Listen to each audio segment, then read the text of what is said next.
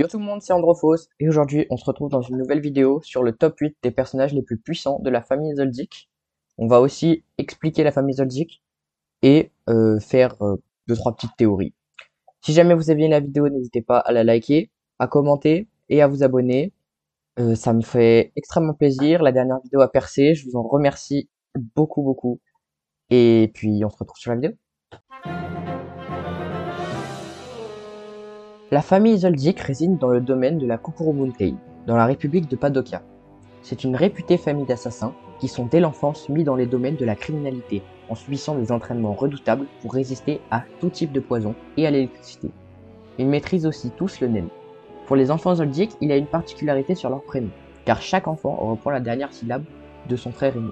Il y a Illumie, Miruki, Kirua, Haruka, Karuto. Je vais commencer ce classement en mettant Haruka dernière parce que malheureusement Ai détruit le classement grâce à sa trop forte capacité. Haruka est une fille et a 13 ans. Elle a les yeux bleus et les cheveux noirs qui forment une frange. Elle porte des vêtements traditionnels de fille de temple et un bordeaux orné de smileys qui représentent des émotions telles que la joie, la colère et la tristesse. Haruka est bien une fille malgré le fait que les Zoldyck l'appellent par il, car ils la considèrent comme un objet ou une chose venue d'un autre monde, ce qui est en soi un peu vrai. En elle vit une calamité nommée Ai, l'entité gazeuse qui propage la codépendance, qui veut en gros dire que Ai détruit émotionnellement et est abusive envers Haruka.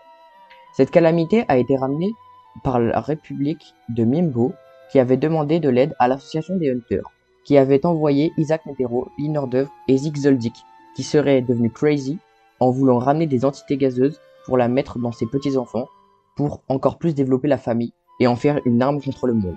C'est une théorie, mais c'est la plus probable. Elle-même n'a pas de pouvoir, mais Ai lui permet d'accorder un vœu à quelqu'un. Si on accepte 3 de ses demandes, ses yeux et sa bouche deviennent alors noirs. Le vœu ne doit pas nécessairement être formulé par celui qui a satisfait les demandes d'Haruka. Ai, qu'on appelle aussi Nanika, est très complexe et il faudrait une vidéo entière pour bien tout lui expliquer. On ne sait pas si le pouvoir de Ai est du nen ou un autre pouvoir non découvert. Top 8, Miruki. Miruki a 19 ans. Il mesure 1m82 et pèse 141 kg. Il est obèse et ne ressemble à aucun de ses parents. Il adore les mangas et les jeux vidéo, comme il l'a démontré aux enchères de Yorkshire City, en essayant d'avoir Green Island. Il est un expert en informatique et est un bon hacker. Miruki n'a démontré aucune compétence au combat, malgré qu'il s'est fait entraîner à l'assassinat dès son plus jeune âge. On ne connaît pas son nen, mais il se pourrait qu'il soit de la manipulation due à son caractère. Top 7, Kikyo. Kikyo est l'épouse de Silva. Elle a 42 ans et porte une robe de la Renaissance violette avec un large chapeau. Sur les yeux, elle porte une visière électronique qui sert de communication avec les subordonnés. Elle raffole un peu trop de son fils Kirua, qu'elle protège, et se sent trop heureuse quand Kirua montre sa froideur et son côté malsain. On ne connaît pas grand chose sur son passé, à part qu'elle vient de Meteor City, d'où est origine aussi la Brigade Fantôme et Feitan, qui possèdent les mêmes techniques que la famille Zoldyck. Coïncidence? Je ne pense pas. On ne connaît pas ses compétences, à part qu'elle a réussi à assommer Carnaria avec un simple projectile. Son type de nen est de la manipulation, mais elle n'a jamais montré ses compétences. Top 6, Karuto. Karuto est le dernier enfant des Zoldyck et est le plus jeune membre de la Brigade Fantôme. Il a les cheveux mi-longs noirs et les yeux roses. Il possède aussi un grain de beauté à gauche de sa bouche. Il porte un kimono noir et un hobby blanc autour de la taille, et des sandales japonaises. Karuto est assez silencieux et obéit facilement.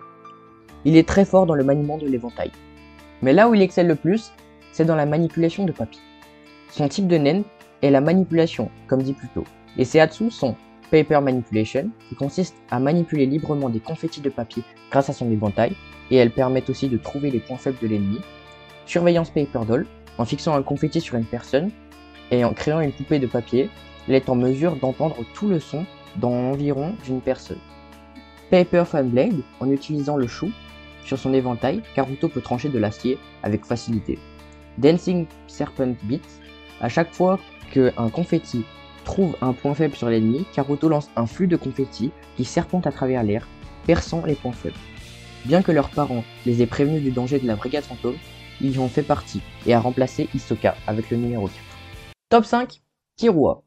Kirua est l'un des 4 protagonistes. Il a les cheveux en pique blanc argenté et les yeux bleus.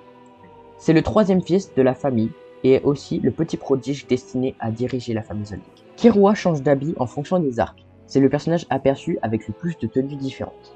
Killua est montré très gentil et enfantin avec Gon, Kurapika et Leolio. Mais il a une face cachée de lui qui est froid, méfiant, impitoyable et avec une soif de sang qu'il montre quand il est sérieux et qu'il doit tuer. On ne sait pas quand Hirumi a implanté son aiguille sur Killua, mais depuis qu'il l'a jusqu'à ce qu'il l'enlève pendant l'arc des Chiméraantes, il était très craintif et fuyait toujours devant un adversaire qui jugeait plus fort que lui, ce qui l'empêchait d'engager le combat contre une personne où il n'y avait pas 100% de victoire. Mais comme Biscuit l'a déclaré, la victoire n'est jamais certaine, et selon les circonstances, une personne a le potentiel pour vaincre un adversaire plus fort que lui. Dès son plus jeune âge, il a su maîtriser des techniques de mise à mort complexes. C'est à partir de là que sa famille a commencé à le nommer comme héritier légitime.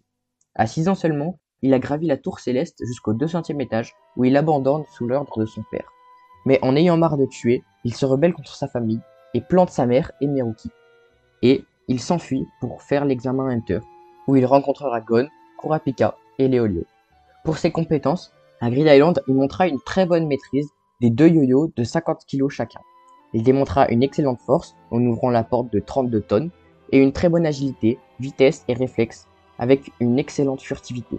Comme l'a dit Senritsu, qui n'arrivait pas à percevoir les pas de Killua, même quand il courait à côté d'elle. Dû à son statut de membre de la famille Zoldyck, il a acquis une résistance au poison et à l'électricité, et aux douleurs. Ses techniques d'assassin sont ses ongles qui se transforment en griffes, la marche de l'ombre, l'écho rythmique qui est un mouvement qui crée une image rémanente, le serpent s'éveillant qui fait qu'il déplace ses bras très rapidement, en tranchant tout. Et enfin, son type de nen est de la transformation, et il arrive à le transformer en électricité. Killua a un gros Hatsu et 2 techniques avec l'électricité, qui se nomment la paume de foudre, qui fait une décharge, et la foudre, qui projette de l'électricité à distance. Et son Hatsu se nomme vitesse divine.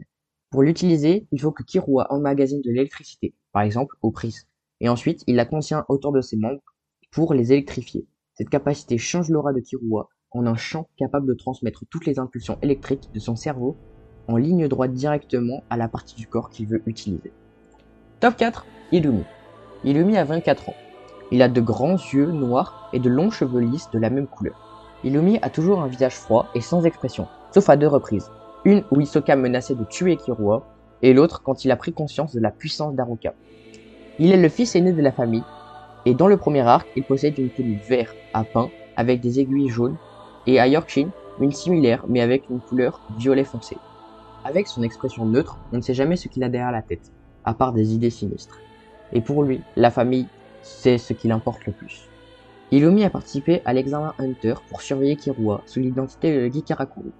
Aux enchères de Yorkshin, Maa, Karuto et lui ont été engagés pour tuer les 10 dons de la mafia. Illumi maîtrise comme Killua les techniques de base de l'assassinat. Son haine est de la manipulation, ce qui est pour moi normal vu son comportement de manipulateur. Ses Hatsu sont déguisements qui lui permet de modifier son apparence en une autre personne. S'il n'utilise pas d'aiguille, il peut tenir environ 5 heures, mais avec elle, il peut tenir autant qu'il veut. Et Needleman, qui consiste à planter une aiguille de naine dans le crâne de sa cible, à la base vivante. S'il y a peu de naine, il laisse la victime en vie, mais a juste le pouvoir de lui faire changer sa décision. Mais s'il y a beaucoup de naine dans l'aiguille, elle tue sa cible et il peut en faire ce qu'il veut. Pendant la traversée du Black Whale, on apprend que, tout comme Karuto, Illumi fait partie de la brigade fantôme et remplace Uvuki, avec le numéro 11. On arrive sur du très lourd, top 3, Silva. Silva est le chef de la famille Zoldyck, et est le père de Illumi, Miruki, Killua, Haruka et Karuto.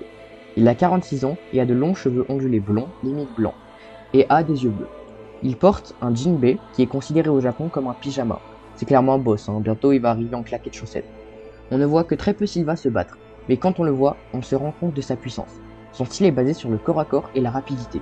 Dans son passé, il a déjà affronté Kuroro, car il s'était frité à la brigade, et avait tué l'ancien numéro 8.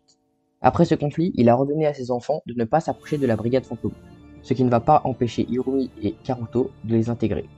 Quand Killua a voulu prendre Haruka pour sauver Gon, il s'y est opposé, car il voit Haruka comme un monstre et un danger pour sa famille. Silva Zoldyck est un pur monstre de force. Il a écrasé le crâne de Jido en un seul coup, il a une excellente vitesse, et sa peau ne peut pas se faire trancher par une lame ordinaire. Le poison même à extrême dose ne l'affecte pas, comme quand Kuroro l'a planté avec un couteau benz, où juste 0,1 mg peut coucher une baleine, et il est resté debout sans broncher en continuant à se battre. Bien qu'il y ait la théorie que les membres de la famille Zoldyck qui ont les cheveux noirs sont de la manipulation et ceux des cheveux blancs sont de la transformation, c'est absolument faux. Sylva a les cheveux blancs et est pourtant de l'émission. Car dans une exposition basée sur Hunter x Hunter, Togashi a fait pop un schéma sur les véritables naines des personnages que voici. Et on apprend que Zeno et Sylva sont de l'émission. Nous n'avons vu Sylva utiliser que un Hatsu, mais vu son statut, je pense qu'il en a plus en réserve. Son Hatsu se nomme Orbe Explosive, et cette technique combine les types de naines de la transformation et de l'émission, et elle consiste à créer deux grandes sphères à base de son aura qu'il lance sur sa cible, et lors de l'impact, les orbes provoquent une explosion massive. Top 2, Zeno. Zeno est le père de Sylva, et il a 67 ans. Il a les cheveux blancs qui tiennent à l'arrière de sa tête et des yeux gris. Il a une moustache à la façon Fu Manchu, et il porte une tenue de cérémonie traditionnelle japonaise violette, où autour du cou, il y a un cercle d'or où pend un bandeau où il est écrit soit un meurtre par jour, soit assassin à vie. Bien qu'il soit un assassin, il a horreur de tuer des civils ou des gens qui n'ont rien à voir avec sa mission. C'est un fin tacticien, très calme et réfléchi. Zeno a de grands projets pour Killua, alors il lui fait confiance et pose tous ses espoirs en lui. Zeno est de l'émission et non de la transformation, comme je l'ai expliqué plus tôt. Zeno maîtrise toutes les techniques d'assassin classiques, et c'est sûrement lui qui les a enseignées à sa famille. Malgré son grand âge, il ne néglige pas la force physique et la vitesse. Zeno possède 4 Hatsu. Le premier se nomme Dragon Head et fait appel à la transformation. Elle consiste à donner à son aura une extension de la taille que l'on veut de dragon, parfois mauve ou doré, qu'il peut contrôler à son gré. Le dragon peut être utilisé offensivement, défensivement ou même en utilitaire comme transport lors de l'assaut du palais. L'aura du dragon peut continuer à exister même si Zeno s'en détache. Et pour utiliser les deux Hatsu suivants, il faut impérativement utiliser le Dragon Head. Le deuxième se nomme Dragon Lance et fait appel à la transformation. Cette capacité est une technique offensive de Dragon Head, qui consiste à contrôler le dragon grâce au mouvement de la main. Grâce à la puissance et la vitesse du dragon, c'est une excellente technique pour attaquer tout en gardant ses distances. Le troisième se nomme Dragon Dive et fait appel à l'émission. Cette technique lui permet de faire pleuvoir des milliers de projectiles de naines en forme de mini-météorites. Cette technique peut couvrir une zone aussi vaste que le palais du Golto de l'Est où résidait Meruel. Mais face à un très bon utilisateur de naines, les projectiles peuvent être évités. Le dernier se nomme Aura Blast et fait appel à l'émission. En utilisant, il projette une grosse décharge de naines qui repousse et blesse l'adversaire. Mention honorable, Zig Zoldyck. Le monde a oublié son nom, mais pas l'élite comme Jean Fricks. Zig a les cheveux blancs hérissés qui vont dans toutes les directions, dont 3 qui tombent sur son front. Il a les yeux ronds et possède une expression faciale étrange, du genre sourire malicieux sans vraiment sourire. Vous allez sûrement me dire, oui, mais c'est qui lui, il n'existe pas. Si, il existe bien. C'est juste qu'il n'a qu'une seule planche dans le manga où on apprend que c'est un ami de Netero qui a voyagé sur le continent caché.